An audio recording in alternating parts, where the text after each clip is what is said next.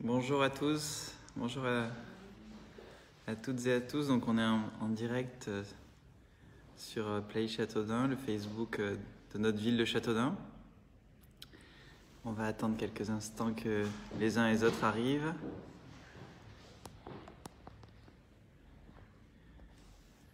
Vous êtes déjà deux en ligne. Est-ce que vous m'entendez bien ?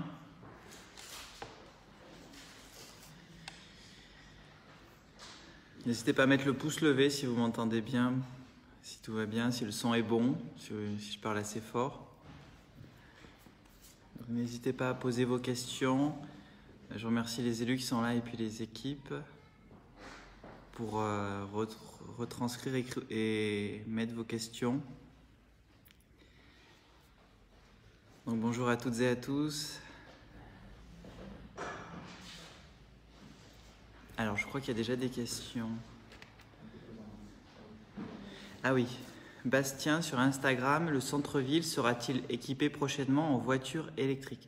Alors à la fois Beauvoir et le centre-ville, il y aura 2 prises à Beauvoir près de Leader Price et 2 prises sur la place du 18 octobre. Didier Lemoine dans l'équipe s'en est occupé et on est dans la perspective aussi de ville verte, de transition.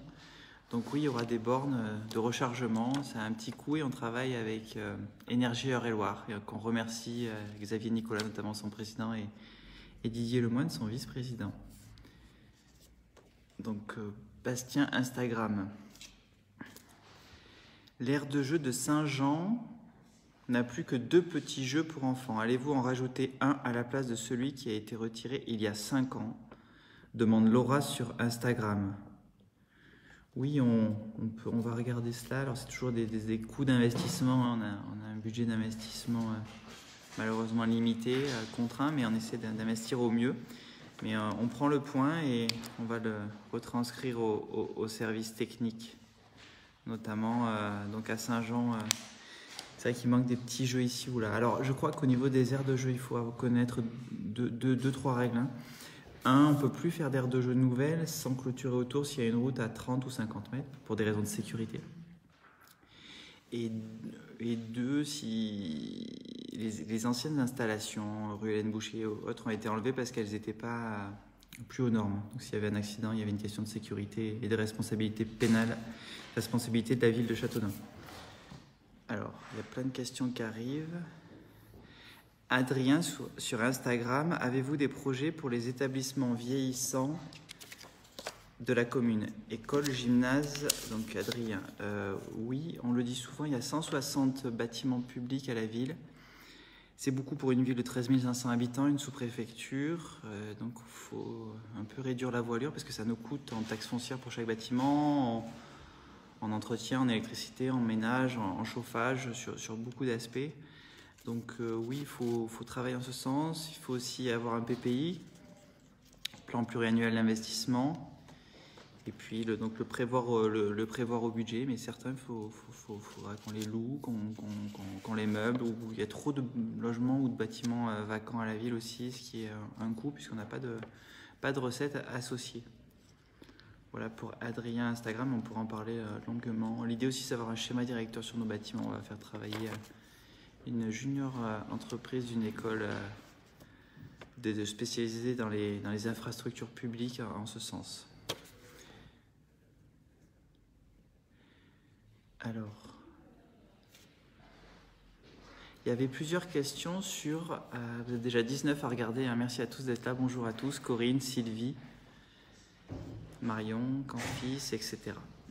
Centre-ville à 30 km/h, rue de la Madeleine, ça roule trop vite. Que faire? Stéphane nous demande.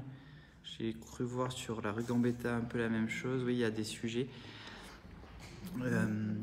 Certains roulent trop vite, c'est sûr. Il y a des problèmes d'incivilité. Le problème, c'est qu'on pénalise les 2-3 personnes qui roulent trop vite. Enfin, ils pénalisent tout le monde. Ils pénalisent les autres, donc c'est un peu dommage. Il faut qu'on arrive à sanctionner les bonnes personnes au bon moment. On a des radars, il y a des contrôles de la police municipale qui sont effectués, mais on est conscient qu'il y a un sujet depuis de nombreuses années. Il faut trouver la bonne solution. Je rappelle qu'un plateau surélevé, tout ce qui est ralentisseur et autres, plateau surélevé peut coûter 30 000 €, etc. Donc coûte assez vite cher.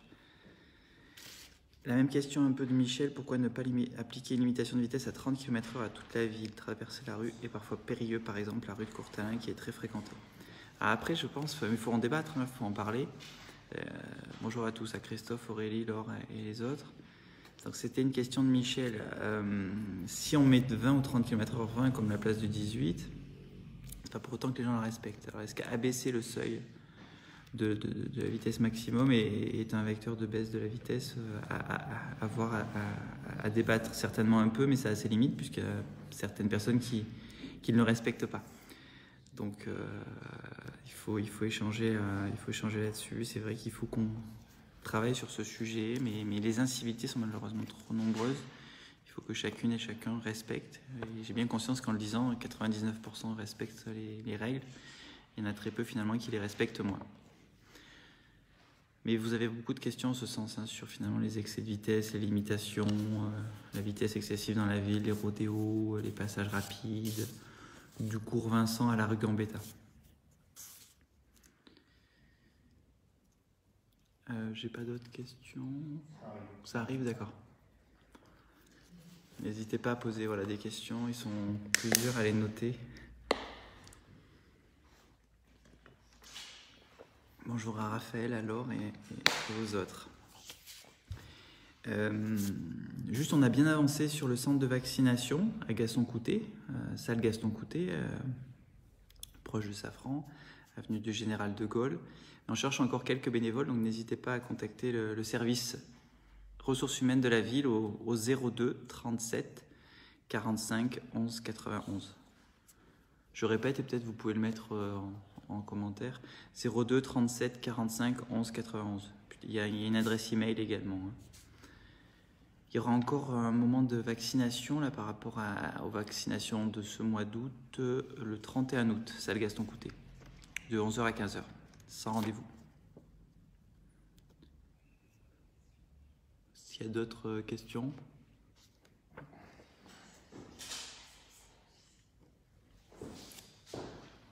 Merci. Ah oui. Deux points aussi d'information.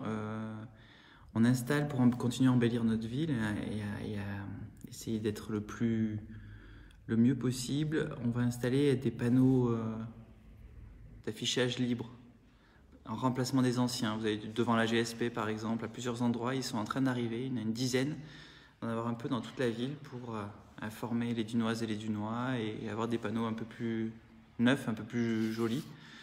Donc c'était un peu une des annonces qu'on voulait vous faire aujourd'hui, l'installation de nouveaux panneaux d'affichage libre pour remplacer les anciens. Donc on voulait vous en faire part aujourd'hui en ce jeudi 26 août. Ça permettra aussi de donner la parole aux associations et autres sur diverses activités culturelles, associatives, sportives de notre ville. Alors oui, c'est vrai aussi, on en vient avec Arlette et Florence. On était au quartier Branly, rue Branly, à Beauvoir. Il y a des animations avec interaction. J'ai mis quelques photos sur Facebook. Il y a beaucoup de jeunes, il y a une quarantaine de jeunes chaque jour, du lundi au vendredi, qui font des animations, qui font du sport. Il y a des chansons, il y avait du tir, il y avait du tir à l'arc. Il y avait de l'escalade à côté de l'école Jean de La Fontaine également. Donc pour des jeunes, pour des très jeunes, filles, garçons, intergénérationnels aussi avec les parents. Donc on remercie, on travaille avec l'État en partenariat avec la politique de la ville, quartier d'été avec l'État. Je remercie le sous-préfet qui était là, Hervé Demey, avec la DSEA, avec la Ligue de l'enseignement et puis avec l'UFOLEP qui était là également. Donc voilà, des activités sportives, culturelles et même de l'escalade. On a vu plusieurs jeunes en faire, encore une fois, devant l'école Jean de La Fontaine. Merci à tous de votre présence, Sandra, Stéphane, Raphaël, Aurélia, Bastien, Laure, Maria, etc. Donc quartier d'été, c'est encore jusqu'à demain. Et puis demain, il y a une restitution. On est au Jardin de l'Europe, rue Branly. Il y a une restitution, chanson demain après-midi. Donc merci à tous les partenaires. Et voilà, notre jeunesse, on essaie de l'accompagner au mieux et d'être présent tout cet été, puis avant. Et ça me permet aussi d'annoncer la saison culturelle. Il y aura 40 spectacles cette année à Châteaudun, au théâtre municipal et à l'espace Malraux. Et ce week-end, il y aura le premier festival du rock, Place de la Liberté, ce samedi et ce dimanche. Et vous avez tout sur Intramuros. Intramuros, application gratuite que vous pouvez télécharger sur Google Play et Apple Store. Sur la piscine, le centre Roger Creusot, il est porté par le Grand Châteaudun désormais. Ça avance bien.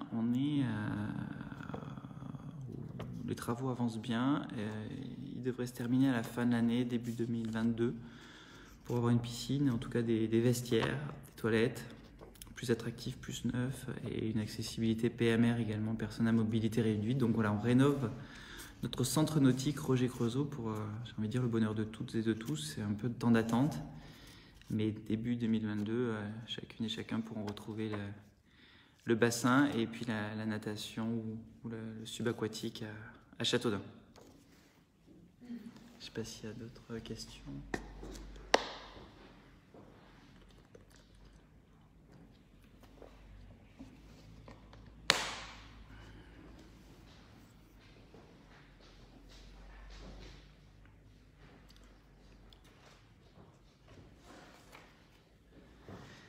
Ah oui, Châteaudun cherche ses talents aussi, ses grands talents. On a démarré le jeu concours. Il a commencé hier ou avant-hier, je crois. Musique, danse, art de la scène et du spectacle. Vous avez jusqu'au 11 septembre 2021 pour faire votre candidature. Donc, Châteaudun cherche ses grands talents. Et après, il y aura un casting, une demi-finale et une finale au Théâtre municipal de Châteaudun. Donc voilà, on veut mettre en avant nos talents, nos pépites, nos trésors cachés qui sont nombreux à Châteaudun dans tous les domaines. On parlait tout à l'heure des associations. On avait Perchambault ce week-end sur la place du 18 octobre, un beau spectacle également sportif. Voilà, on a beaucoup de talents artistiques, culturels dans la ville et on veut les mettre en valeur, les promouvoir. Donc n'hésitez pas à candidater, à déposer vos candidatures. Tout cela est encore une fois disponible sur Intramuros, puis il y a des flyers, etc. où vous pouvez vous renseigner en mairie. Châteaudun cherche ses grands talents.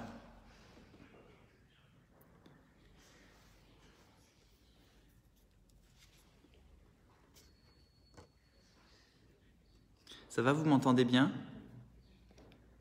Je vous laisse mettre des pouces levés si vous m'entendez bien. En même temps, je ne suis pas sûr que je les vois. Mais mes collègues les voient, je pense. Tout va bien? On entend bien? Oui, d'accord. Parce que moi, je vois juste ceux qui regardent sans voir vraiment les commentaires. Des nouvelles de la base aérienne, mais ça avance, on avance bien. On a beaucoup de réunions avec l'État. On remercie le travail de l'État en Eure-et-Loire, avec le sous-préfet, Adrien Bayle et les autres acteurs. Côté Grand Châteaudun, il y a des groupes de travail en place pour la cession, pour la continuité aéronautique du site. Ça, c'est un premier groupe de travail. Un deuxième est sur les développements économiques et industriels. Donc, on commence à avoir des porteurs de projets. On développe des AOT, des autorisations d'occupation temporaire sur la base, sur le HM16, sur le hangar métallique numéro 16 par exemple. Voilà. On a lancé des appels à projets également pour le CGMTA, c'est le bâtiment en entrée à droite. CNMOSI pour essayer de le remplir et attirer des emplois de service, des emplois différents. Et l'idée donc de petits aéroports avance. On travaille également avec la DSAC, DSAC Ouest, qui est la direction de la sécurité de l'aviation civile qui est basée à Brest, qui nous a fait un audit en mars 2021 pour valider l'homologation de la piste. Il y a des points d'action correctif, il faut améliorer certains points du site. Et on se fait accompagner, ça s'appelle en termes techniques une AMO, assistance à maîtrise d'ouvrage, AMO technique avec Abington côté finance pour nous faire un business plan, un plan d'affaires sur 15 ans, avec la tournerie Wolfram, un cabinet d'avocats, pour nous aider sur la partie droit aéronautique, droit de l'aéronautique, droit des contrats, la SPL que nous sommes en train de créer, SPL, Société publique locale Air Châteaudun.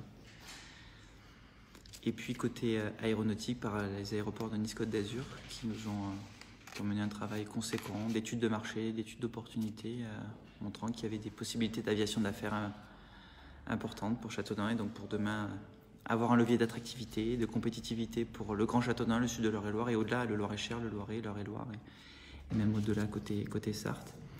Et avoir demain des avions d'affaires qui puissent décoller, de l'aviation générale, de l'aviation de loisirs, de l'aéroclub, des activités dites bord de piste, des activités MRO de maintenance aéronautique. Donc tout ça prendra du temps.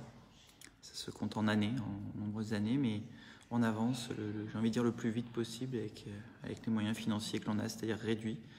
Il nous en manque un peu, mais en tout cas, on a les atouts, on a les opportunités, on essaie d'avancer pour nos 400 hectares de la base aérienne que l'on appelle en termes aéronautiques LFOC. Au niveau, c'est son code OACI, LFOC. Donc les militaires partiront formellement fin décembre 2021. La cérémonie de dissolution a eu lieu le 21 juillet 2021, mais il y a un échelon liquidateur d'une vingtaine de personnes encore, pendant encore plusieurs mois. Et après, il y a un travail de cession, de propriété du site qui est fait par l'État vis-à-vis du territoire, du Grand Châteaudun. Et voilà, donc on travaille en ce sens. Il y a des règles de droit, il travaille avec les notaires, qui prend du temps parce qu'il y a des conséquences et des documents de plusieurs dizaines voire centaines de pages, donc on travaille en ce sens. Il y a une question de Maria: où en sommes-nous avec le parking Saint-Valérien? Si ça vous convient, on communiquera prochainement sur l'évolution. Encore une fois, on l'a sécurisé. 1. 2, on a pu réouvrir la partie extérieure côté église Saint-Valérien. Et voilà, 3, on fait le maximum et on voulait mettre les Dunois et les Dunois en sécurité. On est bien conscient des désagréments pour les commerces, pour les riverains, pour les habitants de la rue Gambetta, de la rue Saint-Valérien, de la rue de Varis, tout autour. Et on communiquera prochainement sur l'évolution sur le parking Saint-Valérien. Bonjour Sandra, Laure, Marina et tous les autres.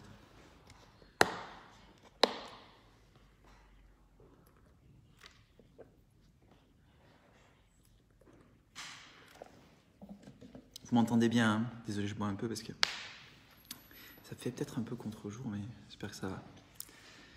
Bonjour Nathalie. Alors, je ne sais pas s'il y a d'autres questions. Moi, j'en ai plus sous la main. Ah si, attends, il y en a une là. Ah non, j'en ai deux, pardon. Quand ouvre Coccinelle, place du 18 octobre. Alors, le travail est en cours. L'office HLM y travaille. Donc, c'est l'office HLM qui est propriétaire. L'idée, c'est de faire 11 logements à l'étage et d'avoir un commerce en bas. Donc il y a un travail, ça va prendre encore un peu de temps, un travail d'architecte, il y avait notamment les piliers, les piliers porteurs, il y avait un travail pour savoir si on pouvait les enlever ou pas, donc c'est un travail technique.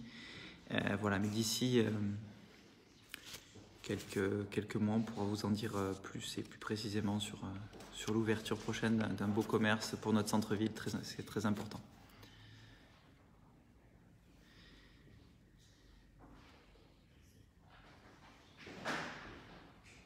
À quand la démolition des maisons pour qu'on puisse enlever les barrières, demande Jérôme. Alors c'est rue du Val-Saint-Aignan, hein.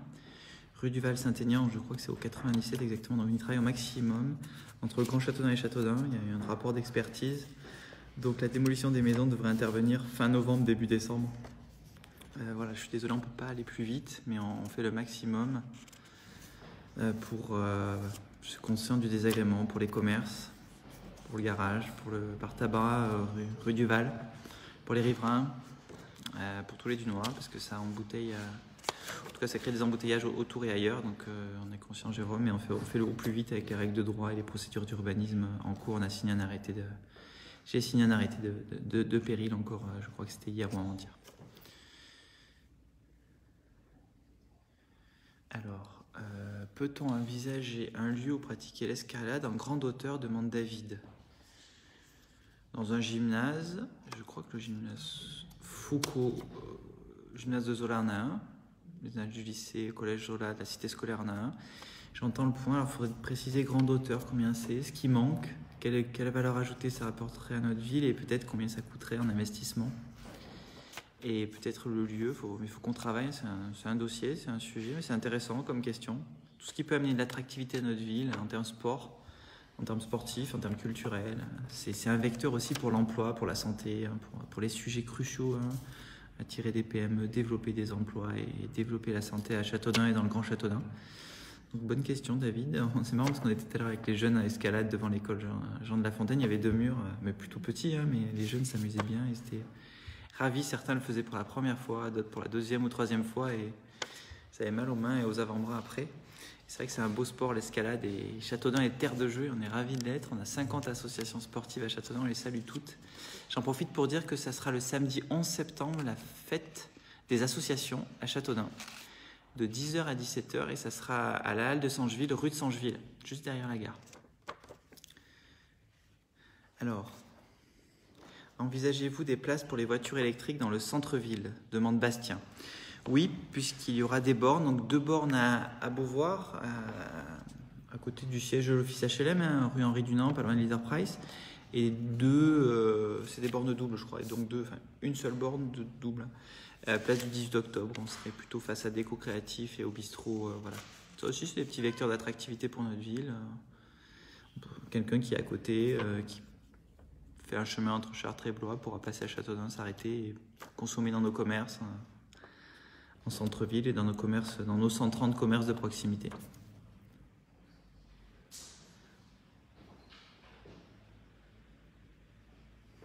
Il y a une question sur les caméras.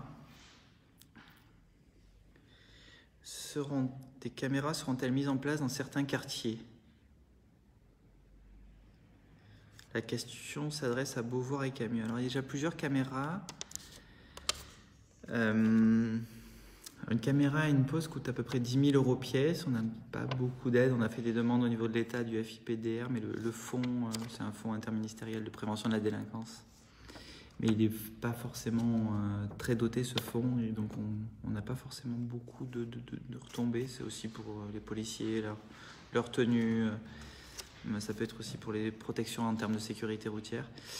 Donc les caméras, il faut bien réfléchir. Ce qu'il faut, c'est avoir un plan, un schéma, parce qu'on en a beaucoup parlé entre la police municipale et la gendarmerie, un schéma de vidéoprotection dans la ville. Et c'est vraiment ça la question, pour bien mailler la ville et avoir le maillage le plus idoine et avoir une efficacité de l'action publique la plus forte. En plus, avec des caméras plutôt dernier cri. Nos caméras sont un peu trop anciennes et usagées. Ah oui. Merci, vous êtes une trentaine à regarder, je crois. Bonjour à Laura, Marilyn, Sandra et Béatrice. J'espère que je parle assez fort. Le concert de rock, oui, demande Sandrine, oui, il faudra le pass sanitaire. Il est obligatoire. Donc, il y aura un petit test avec le QR code à l'entrée. Il s'agit du premier festival du rock et on est ravis de le faire à la place de la Liberté, à côté de chez Béa, pour faire travailler tous nos commerces dans la ville. Et aussi, il y aura un marché nocturne ce samedi soir de 18 h à 23 h. Il y aura plusieurs commerçants et je crois même que certains commerçants du samedi matin du marché de la place de la Liberté resteront toute la journée. Donc voilà, ça va être sympa, j'espère qu'il fera beau. En tout cas, il y aura du rock, il y aura des commerçants, il y aura de la convivialité. Donc ça sera un beau moment d'animation pour notre ville également. Je parlais des commerces également, on est ravis de saluer, de mettre à l'honneur ceux qui investissent à Châteaudun. Là, c'est le Crédit Mutuel, le Monte Bianco, l'agence Jérôme Testo, la boucherie Dounia. C'est important qu'on investisse dans notre ville, qu'il soit public ou privé. Les investissements sont les emplois de demain, c'est la compétitivité de notre ville, l'attractivité de notre ville. Donc on encourage chacune et chacun, propriétaires, public, privé, la mairie aussi. Hein, on fera le maximum d'efforts pour investir en fonction de nos capacités, d'autofinancement, mais on veut saluer tous celles et ceux qui investissent et c'est très important. L'investissement, c'est vraiment l'avenir. Alors, Brian demande, je n'ai pas suivi, pourquoi il y a des lampadaires allumés pour rien? Question de Brian. Alors, c'est une belle question. On a fait un flyer, vous l'avez en mairie. Je crois que je l'ai là. On a 3600 candélabres, on a fait une explication. En fait, le parc est trop vieux. Il n'y a pas très peu de LED, à part ceux du boulevard Kellerman. Que vous soyez rue Thomas Divy, Saint-Valérien, Saint-Jean ou ailleurs, le parc est trop vieux, très ancien, et donc en fait, souvent c'est défectueux. Alors vous nous demandez de remplacer les ampoules, des fois on le fait, mais en 48 heures elles grillent. Certains ne sont pas hors d'eau ou hors d'air. Bref, donc on a lancé un audit pour tout le parc de la ville, des candélabres, des lampadaires, les 3600. Et l'idée, c'est de faire comme un PPI, hein, mais que pour les candélabres, d'avoir un plan pluriannuel d'investissement pour les rénover petit à petit. En plus, on mettra du LED. On mettra des technologies nouvelles, innovantes, qui permettent de moins consommer. Donc on investit pour moins dépenser en consommation, en fonctionnement. On peut baisser de 50 à 60% en fonctionnement les coûts de notre ville. Je rappelle, le coût pour la ville de Châteaudun, chaque année, la facture EDF est à 809 000 €. Donc plus de 800 000 € de facture au sens large, très large d'électricité, c'est très élevé. Et notre parc de candélabres, il y a pour beaucoup. En plus, il éclaire mal. Vous savez, maintenant, il y a des technologies, ça peut éclairer à 10%. Quand quelqu'un approche piéton ou voiture, ça augmente la luminosité. Donc, en plus, il y a une forte transition écologique derrière, où on consomme moins d'électricité. Donc oui, je vois, je crois que oui, Lucette dit rue Bourbeuse, ampoule grillée. Oui, ampoule grillée. Faut qu'on le fasse remonter au service technique. Vous pouvez le signaler sur Intramuros maintenant. Vous avez un onglet signalement sous Intramuros. Là, je ne l'ai pas sous la main, mais parmi les 6 onglets, vous avez le signalement. Vous pouvez faire une photo et ça arrive directement au service technique de la ville. Et je vous dis, des fois on les remplace, mais ça regrette 2-3 jours après. Donc en plus, les services sont venus et les citoyens, les riverains ont l'impression que les services sont pas venus alors qu'ils étaient bien là. Mais je vous dis, le parc est ancien, très ancien, je ne veux pas dire de bêtises, 20, 30 ans, enfin très ancien, donc on hérite aussi de cela, et comme pour les installations usées, usagées, le parc est très vieux, donc voilà. Voilà Brian pour votre question. Alors,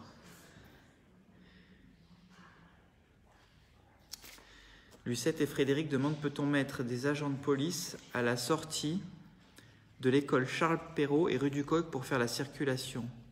Oui, cela est possible. Après, il faut toujours bien préciser les heures, parce que les agents ne peuvent pas rester 2 heures. On a quelques agents municipaux, et s'ils sont là, ils ne sont pas à Saint-Jean ou Martineau ou ailleurs. Et deuxièmement, voilà, bien préciser l'heure. Est-ce que c'est entre 8h et 8h15, voilà, entre midi et midi 30, entre 18h et 18h30. Comme ça, c'est plus efficace en termes d'action publique. Si les besoins se font sentir, souvent, c'est un peu la même voiture ou personne qui passe très vite au même moment à chaque jour. Donc si on a les bons horaires, on peut mieux agir. Alors, mais là c'est un peu la même chose, c'est Lucette. Bonjour Lucette. À quand un stationnement pour le personnel de l'IME? Oui, ça c'est les riverains qui se plaignent parce que les places sont prises entre l'école, l'IME, maintenant c'est le DAM.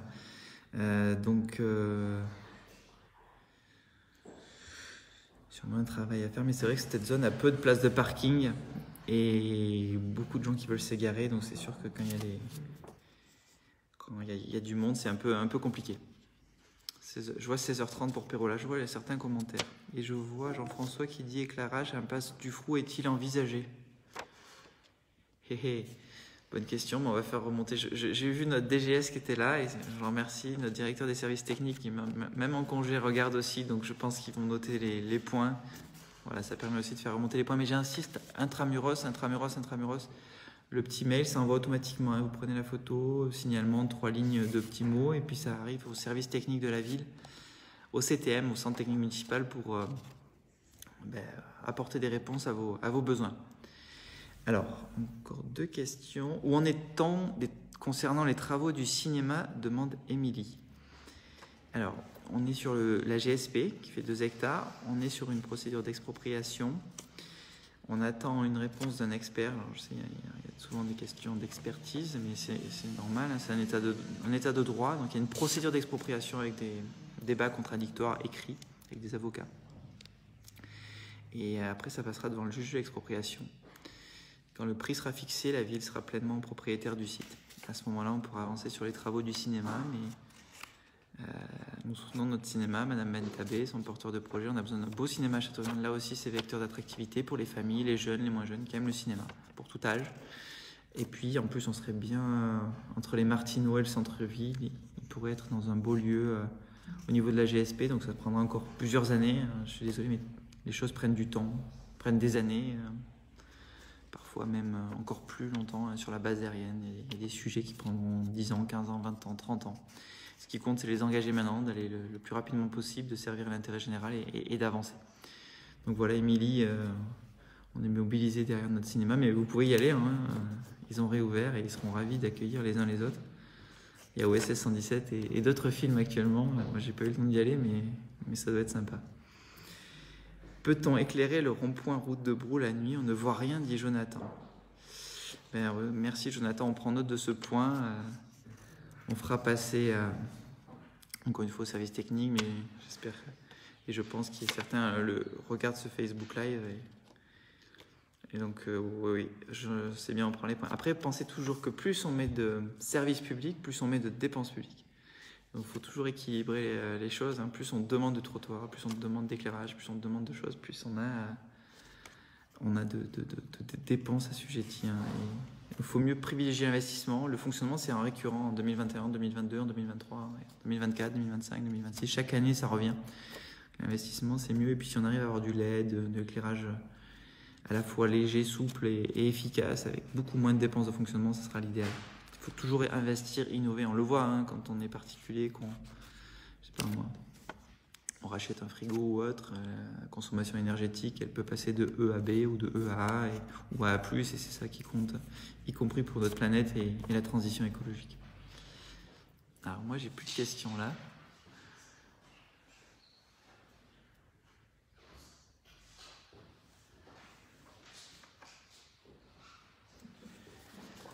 Alors, la place de la Liberté va-t-elle être refaite? Demande Elodie. Alors, on aimerait, on le souhaite vivement. Alors, le coût, c'est à peu près 1 million d'euros. Pour vous situer, en investissement, la ville de Châteauneuf, investissement annuel, on est à 3,5 millions d'euros. Parce qu'on manque d'autofinancement. On aimerait aller au-dessus de 4 millions, hein, mais on ne peut pas pour l'instant. Donc, donc c'est 1 million d'euros à peu près. Bon, il faut faire un tour de table avec les partenaires. Donc, c'est une envie. Mais pour l'instant, on n'a pas l'argent, mais on travaille à ce plan pluriannuel d'investissement, à l'étaler dans le temps et à trouver le bon moment, le bon tour de table financier pour que les habitants de la place de la Liberté et autour puissent demain en profiter. On a un beau marché, on a plus d'une dizaine de commerces, place de la Liberté, très différents, pizzeria, café, maison de la presse, banque, boulangerie, laverie, épicerie, etc. On a vraiment beaucoup de commerces, il faut les valoriser, il faut les consommer chez eux. Et voilà, je vois que Didier, bonjour Didier. Quelque chose de prévu concernant les nuisances sonores le soir autour de la place de la Liberté, Julie? Oui, on peut faire plus de passages et de surveillance. On a fait une petite carte de la police municipale, hein. Vous avez, et c'est en mairie, vous avez à la fois le téléphone et le mail. L'APM, c'est le 02 37 45 10 34. 02 37 45 10 34. Faut bien nous le signaler.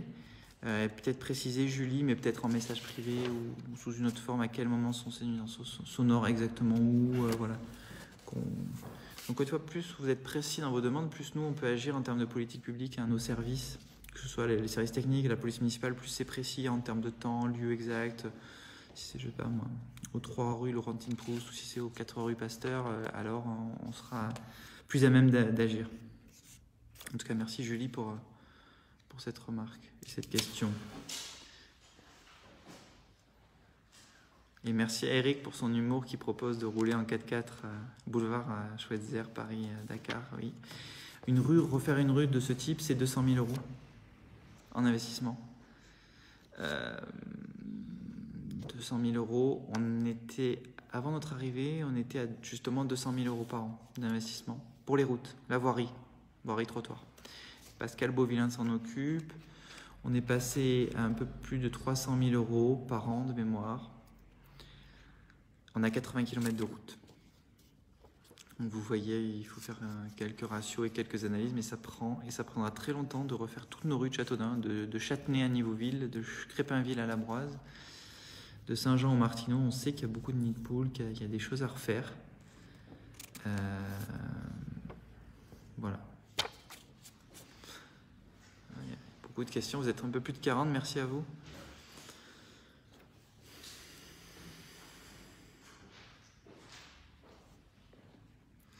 Alors, à quand les vestiaires à l'OCC, car après l'entraînement, on ne peut pas se laver. L'OCC, donc le club de football de Châteaudun, demande Laure. On aimerait on aimerait vraiment rénover rapidement, mais les moyens manquent. La priorité, c'était de mettre en sécurité. Alors, on est conscient que ça génère des désagréments pour les entraîneurs, les éducateurs, les bénévoles du club, les enfants, les jeunes. Encore une fois, les moyens manquent. Là aussi, l'entretien n'a pas été fait. Il y a eu pendant des dizaines d'années pas d'investissement sur les tribunes, sur les vestiaires du stade Saint-Jean. C'est pareil au stade Beauvoir. Comme d'autres lieux dans notre ville. Et voilà, donc on essaie de trouver les meilleures solutions. Vincent Poulain, notre directeur des sports, travaille au mieux, Khalid Kamlach, Bruno Labelle et les autres pour essayer de vous aider, de vous accompagner.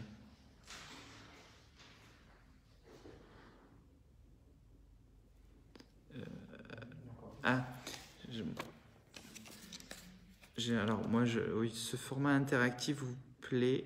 Oh, pardon. Je lis ce qu'on me dit. Ce format interactif vous plaît, donc on le fera régulièrement.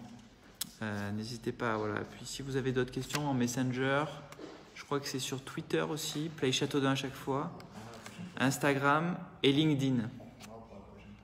Et voilà, on reprendra. Donc si vous avez aussi des messages à passer, mais des idées, n'hésitez pas. On a des boîtes à idées à la mairie, dans les mairies annexes, à Beauvoir et à Saint-Jean également. Et alors, végétation rue des Fouleries. J'ai peur d'écorcher le nom. Magaon le demande. C'est Magaon. Hein, et des déjections canines, dit Elodie. Alors, pareil, peut-être signalez-le sur Intramuros. Sur Intramuros, voilà, n'hésitez pas à faire une petite photo. Voilà. Comme ça arrive direct au service technique et ils peuvent traiter la demande. Et puis ça génère des inputs. On voit où sont les sujets, les soucis, les problèmes, les avancées, les besoins. N'hésitez pas. Voilà, si ça vous va. Je rappelle un point, on l'a pas dit, on travaille l'attractivité, on a baissé la TLPE, c'est la taxe locale sur la publicité extérieure, on l'a baissé de 10%. Là aussi pour nos artisans, toujours faire venir de l'emploi, de l'activité à Châteaudun. Je pense à la zone de Ville-Saint, plusieurs zones dans la ville. C'est un petit geste de la mairie, mais c'est un grand geste, je pense, pour nos artisans, pour ceux qui avaient des publicités extérieures. Plus c'était gros, plus le payé élevé, donc on fait une baisse de 10%. Ça nous semble important. Voilà, écoutez... merci à tous, merci aux élus et aux services qui étaient là, à ceux qui ont suivi en direct, aux plus de 40 qui étaient présents en direct, à Céline, Lucette, Elodie. Et voilà, merci à tous, on essaiera de le refaire, mais d'ici là, voilà, Intramuros, à télécharger gratuitement sur Google Play et Apple Store. LinkedIn, voilà, et vous avez tous les outils réseaux sociaux et papier à l'entrée de la mairie hein, et aux mairies annexes. On insiste aussi à Beauvoir, à Saint-Jean pour vous exprimer, faire remonter des points dans la ville, améliorer notre ville, être toutes et tous des ambassadeurs de Châteaudun, les 13 500 habitants, et au-delà, celles et ceux qui aiment Châteaudun et qui habitent maintenant Paris, Tours ou ailleurs, et qui ont envie de faire vivre Châteaudun, le Grand Châteaudun, le sud de l'Eure-et-Loire, et qui ont envie qu'il se dynamise, qu'il se redresse sur tous les plans, l'emploi, la santé, l'animation et l'attractivité. Merci à tous. Et très belle fin de journée. Au revoir.